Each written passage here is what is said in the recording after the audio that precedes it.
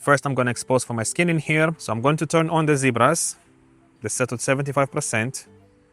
They're on at the moment. And also I'm going to enable the false colors on the monitor, right? And obviously at the moment this is too dark.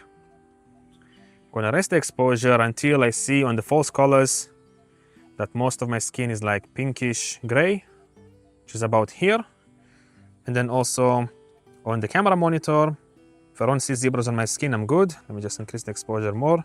So you can see this is too bright. Let me go down. Like 1/60 looks correct. And this is how it looks like in DaVinci Resolve without, adjusting the exposure. And now here is how it looks with the exposure adjusted. As you can see, the shot looks fantastic. Now, if I was exposing for the background, I would switch the zebras to 95% and then basically decrease the exposure until the zebras disappear. Or also if I use the external monitor, I would decrease the exposure until the red and yellow colors disappear. So somewhere around here looks fantastic, right? This is how it looks like. And now let me adjust the exposure. This is with the exposure adjusted in DaVinci Resolve. As you can see, it looks fantastic.